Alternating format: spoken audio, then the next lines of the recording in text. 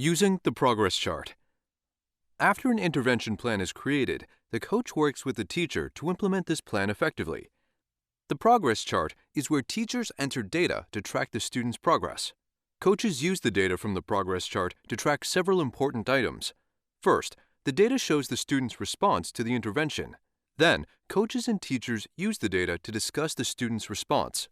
And finally, the data are used to help make decisions about changing the intervention if the student is not making optimal progress. Used regularly, the progress chart helps the team make immediate and efficient data-based decisions and can help them understand how the student is doing. The progress chart is started or updated only by the teacher. Teachers can access the progress chart through their My Students page. Find the student's name and then click Start Progress Chart in the Next Step column. The progress chart will appear. Teachers can also access the progress chart by clicking on the student's name. This opens the student's record. Click either the green button at the top of the page or, in the status column, Start Progress Chart. Coaches don't see the My Students page. They see the student case list instead. Coaches can also access the progress chart, and in a similar way, either from their student case list or, like teachers, from the student's record. After the behavior plan has been developed and saved, coaches should prompt teachers to begin entering the progress monitoring data. If, when accessing the student's record, a coach sees that the progress chart is pending, the teacher may need a reminder to access the progress chart and start the progress monitoring. The progress chart can be viewed by the iBest team members who are involved in the case: teacher, coordinator, coach, or observer. However, only the teacher can enter a rating of the student's problem behavior and replacement behavior. Each day, the teacher implements the intervention and observes the student's response. Immediately after, she rates the student's performance on the problem behavior and the replacement behavior. On the progress chart, the numbers on the vertical axis of the graph reflect the teacher's ratings of the challenging and replacement behaviors from 0 to 10, with 0 meaning never and 10 meaning always. The horizontal axis of the graph shows the date. The shaded vertical bars represent weekends and typically will not have any data since most schools are not open or collecting data on weekends. The teacher adds 2 data points, one for the problem behavior and one for the replacement behavior. The 2 data points for the day can be entered for that day only. As soon as the teacher selects the rating for both scales, Student Behavior Ratings Saved appears at the bottom of the page. If either scale is changed, Student Behavior Rating Updated appears at the bottom of the page. After that, the data points cannot be edited.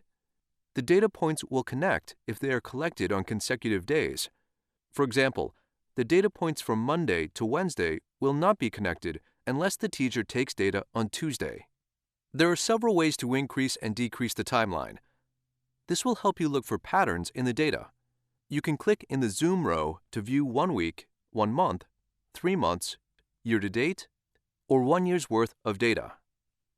Just below the graph, you can access a range of dates by dragging the timeline tabs to the left or right, or by dragging the gray sliding bar. You can also type dates into the From and To boxes. Sometimes a student's intervention plan is modified based on his or her progress. Revisions are indicated with a blue vertical line called a phase change line. The date next to the line shows when the intervention plan was updated. Multiple phase changes indicate multiple plan revisions. There are 2 ways a teacher can ask for help with the progress chart. Clicking the Ask Coach for Help button at the top of the page sends an email to the coach. A message at the bottom of the page confirms that the email has been sent. The email asks the coach to contact the teacher and contains a link to the iBest login page. Teachers can also contact their coach with a question or comment about a specific day by using coaching notes. The teacher clicks on either data point for that day and chooses Add Note to leave a message for the coach.